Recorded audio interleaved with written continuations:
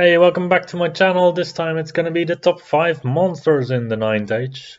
So these are the biggest, the baddest, the toughest, everything to the extreme monsters. I think this is going to be a category that a lot of people are excited about, and I hope um, to also have included the monsters that you like. If you have a very big disagreement with me, just please post in the comments, and then we can get a discussion started there. Yeah, so for the number 5 spot for me, this is going to be the Ogre Khan Rock Aurochs. This is one of the monsters that really scares me when I have to face it on the battlefield. Probably if you're playing the Rock Aurochs yourself, it feels a bit lackluster maybe, because, well, it only has an advance of 7 inches and it is really dependent on the charge. Even though in the grind it still has 5 attacks with strength 6 and battle focus. But then again, I think it suffers a little bit in that context of the problem the Wasteland Behemoth has of having this offensive 3. So if you have only 5 attacks with offensive 3, you're gonna hit on a 4 plus, you're only gonna get 2, maybe 3 hits, then strength 6, you'll likely just wound everything on a 2 plus.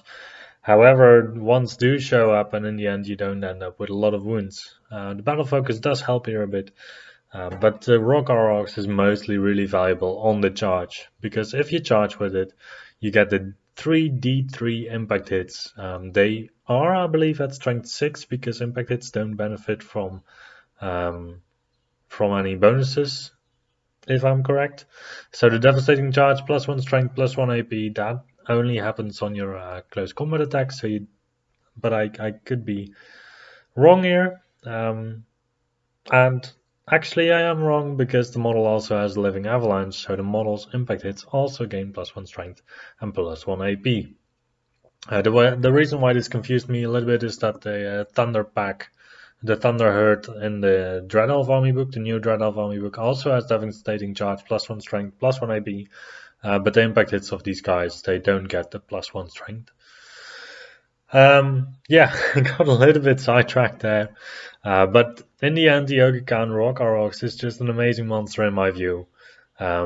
Also because of the Mountainite special rule. So the Mountainite special rule, when a model with the Mountainite suffers a wound from an attack with multiple wounds, reduce X by half, rounding fractions up. So you're going to be less afraid of cannons or other multiple wounds dealing things in the game. And it doesn't mean that you're really invulnerable to anything. However, it does really mitigate the damage that you take a bit. It's in that sense maybe a little bit similar to Aegis Save that only works against ranged, you could argue. But in the end, I think this is really a good pick in any Ogre Khan army. Then we'll go to the number 4 pick, which for me is going to be the Undying Dynasty's Battle Sphinx. Once again, with all of these monsters, probably it's going to be like, yeah, maybe the community doesn't really agree of the particular army. I believe there's also some discussion about Undying Dynasty players, whether the Battle Sphinx is worth it or not. However, if you look at it, Resilience 8 is just really decisive in the game. There's not a lot of things in the game that actually have a strength higher than 6.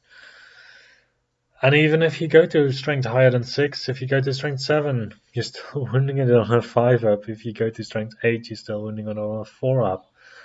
I think Resilience 8 is a really nice sweet spot design-wise to still allow cannons to wound it on a 2 up.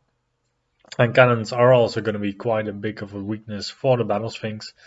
It has 5 wounds, so that is normally still decent. It's only resurrecting 1 wound at a time. So that is a little bit of an issue probably if you really take a big cannon hit, causing 4 wounds, for example. However, just the Resilience 8 against so many matchups, it's really decisive. And I think it's also a bit of the big toy syndrome of people seeing a Battle Sphinx, seeing the Res 8 on the profile, and just generally being impressed. Whilst against some other monsters that have Resilience 5, for example, you might also still be wounding on a 6-up with your bow shots and your other strength 3 attacks. So in the end, strength 5 or resilience 5 or resilience 8 against some stuff, it doesn't really matter. And I think maybe resilience 6 is a bit more similar to resilience 8, because resilience 5 still gets wounded on 5-up by strength 4 attacks, which are kind of plenty in the game. But resilience 8 is really, really high. Other than that, it has quite a decent damage output with some riders that have strength 5 on the charge, a total of 8 attacks at offensive 4 instead of 3.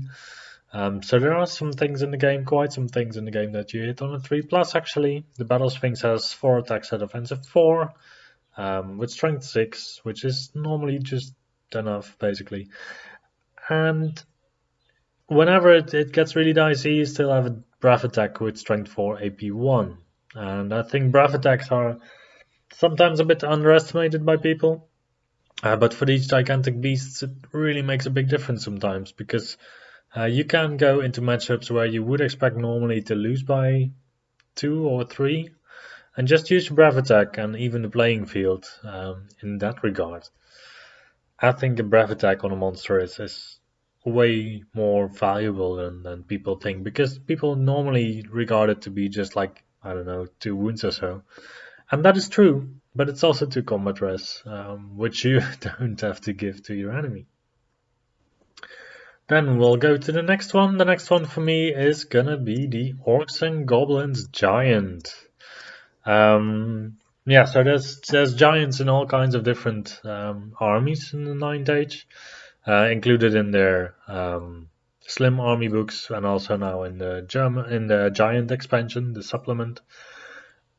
Yet still, I think that the Orcs and Goblins Giant is the best giant in the 9th Age. Now, this is quite a claim, but why would this be the case? Well, first of all, you get Born to Fight.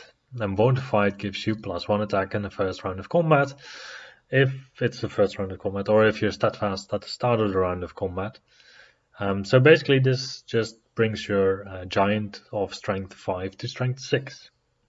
A giant club is a really common upgrade to choose to make your giant strength 7, and strength 7 just goes through everything basically. You also get the AP that comes with it, so you go to AP 4, which is just brutal against even knights and stuff. The nets, I don't know. I don't know too much about the nets and the wrecking ball. I haven't really seen it into play. I don't know if you get the benefit of Born to Fight, for example, for the wrecking ball. But then, still, the most important thing that I think for a giant in Orcs and Goblins is that you have the war cry in the army.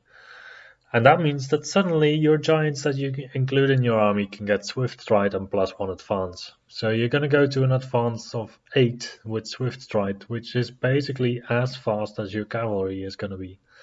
Because your boars in the army are also advanced 7. And also when you do a war cry, they go to advance 8 with Swift Stride. You can give those a banner of speed to go to advance 9 on the turn that you declare the war cry. However, just these giants, I mean, look at the cost of them.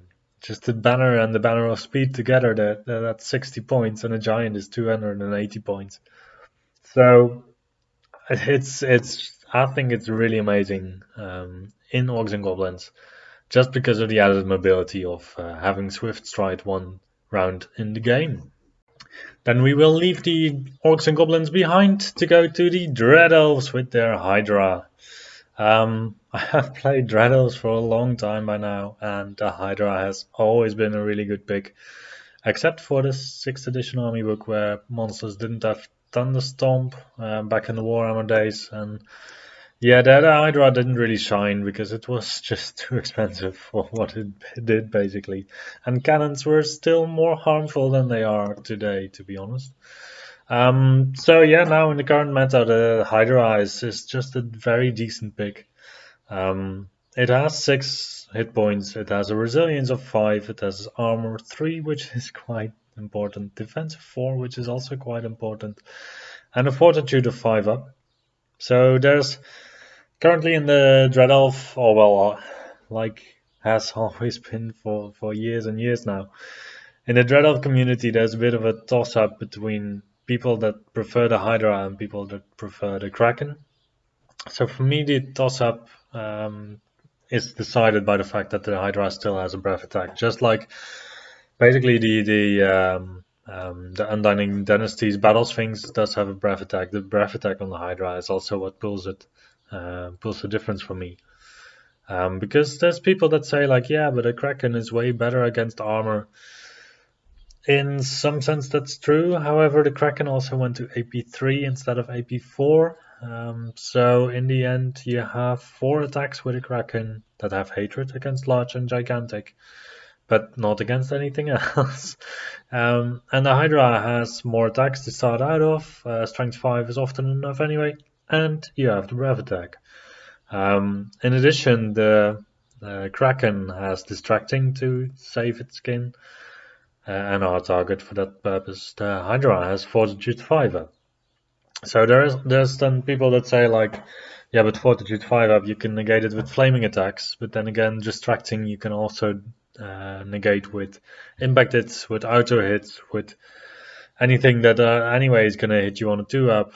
For example, a Elven Lord with lightning reflexes, because he's going to offensive 8 or so then the distracting and the lightning reflexes cancel out and he still hits you on a 2+. Also battle focus with a reroll, so for example any beast hurt unit is gonna just circumvent your distracting because they don't really care about the 2-hit roll. There's also quite some ways around distracting and hard target for that purpose. So for me it's really gonna be the Hydra. So I did already speak about the defensive stat line. The offensive stat line I haven't really touched so far. So what do you have? You have basically a giant with a bit more armor and a bit more fortitude and a bit more, offensive, defensive. It's basically just a buffed up giant by this point. Also, you have the rage mechanic from the giant, and you have now also a special rule called cut one off. So for each successful fortitude save roll on a natural 6, the model disregards another simultaneously suffered wound, or if there aren't enough simultaneously suffered wounds to disregard, the model immediately recovers 1 health point instead. That is, it's a bit of a lucky circus over there. Like if you roll a lot of 6s for your fortitude rolls, and you normally only roll like a bit more than 6 of them in the game. But then again, if you're really lucky and you roll 3 or 4 of them, then you might have a Hydra that has a really good day and still survives for a long time. Also, with the Hydra, what also still plays a role is that in the army you can get minimized discipline for the monsters, you can get maximized storm for the monsters. So those are 2 things that really push the Hydra to the next level. However, for me, this is not still the number 1 pick. The number 1 pick for me is going to be the Beast Herd Gortag. So I am a fan of glass cannon type units because they really threaten when they are moving somewhere. And the Gortag is definitely the glass cannon of the monsters with just no armor, no fortitude, no Aegis at all. Just 6 attacks at strength 6 with battle focus, primal fury, impact hits, D3, lethal strike, and the special rule called strength from flesh.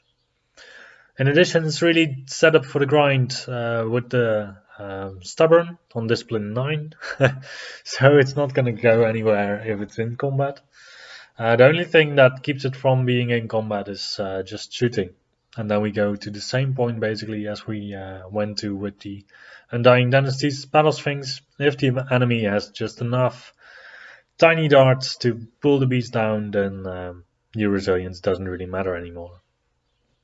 So this strength from flesh rule is still an important one. So whenever the Gortag inflicts an unsaved wound with lethal strike, so you roll a natural 6 to wound, the attack gains multiple wounds D3. So that is for every time you roll a 6 to wound. So your wound potential is quite a bit bigger than what you would at first assume. And also with a lethal strike you circumvent any armor the opponent might have. In addition to that, the Gortag recovers 1 health point at the end of the initiative step. So that is the initiative step even. So that is an agility 3. So that is before you actually strike with great weapons against the Gortar. That is just also amazing. And then just to put the cherry on top, the army does have access to druidism, so you do get some healing um, with the spells that you cast.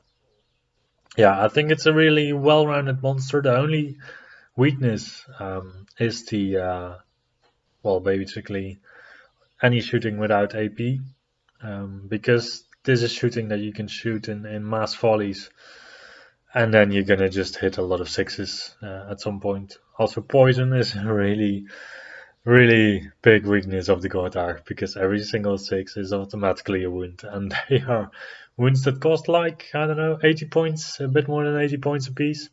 Those are definitely expensive wounds. The only other last downside that I can see for the God Arc is that it's gigantic infantry and not a gigantic beast. So you're not gonna have swift stride. So on the charge, you really have to be a bit closer to the enemy in order to be able to pull off the charge. But then again, once you get into combat, there's basically no way for you to lose from then on. Well, that's going to be the sum up from my end. Yeah, if you agree with me, please let me know. If you don't agree with me, please also let me know in the comments below. And I will see you the next time.